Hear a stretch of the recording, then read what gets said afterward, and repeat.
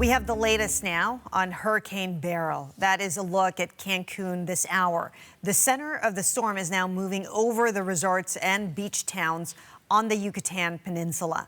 Eric Beryl is back with us from Merida. Now, Eric, Hurricane Beryl is hitting to the east of you, but it is tracking in your direction. I'm sure I don't have to tell you that. What's the latest? Well, Chris, thanks again for having us here. And I don't know if your viewers can see behind me, the rain and the wind has started. And yeah, it's just going to get worse from here out. It's pretty light at the moment. But what's happening over on the east coast of the peninsula right now, as the authorities have advised us that Hurricane Beryl has indeed made landfall just north of Tulum.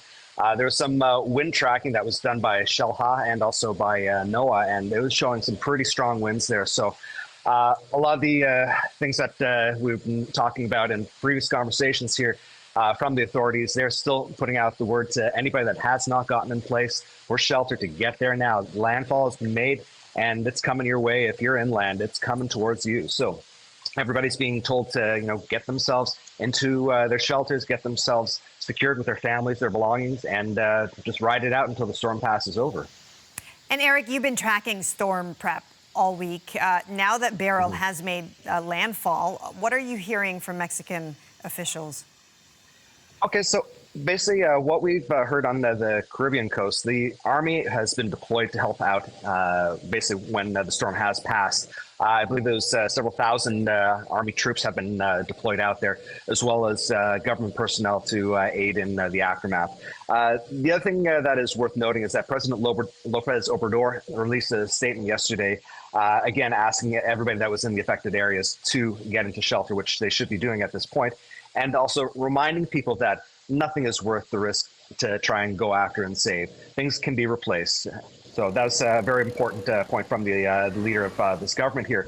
Now in Yucatan specifically, our governor here, Mauricio Villadosal, he had an extra special plenary meeting with his emergency measures team that was trying to get things in place. As we'd mentioned before, Mauricio Villadosal is a very involved governor that has gone out to the pueblos to make sure that everybody's being looked after and safe in their homes in the possible and potential affected areas.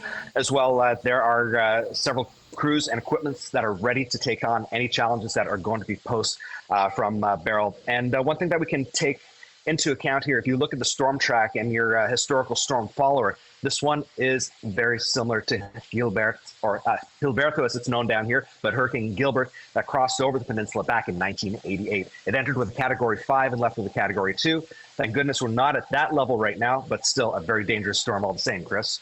Sure, stay safe, stay dry out there, Eric. Thank you so much for bringing that report for us from Mexico. And there is still a lot of recovery work to do in Jamaica after Beryl hit there, but the country's prime minister says the island was spared the worst. Based upon the category of hurricane that hit us at a Category 4, the damage was not what we had expected, and so we're very grateful for that. Communities along Jamaica's southern coast are the hardest hit, especially in the St. Elizabeth region, a key food-producing area. Damage to Jamaica's electrical grid and communications network is complicating the recovery effort.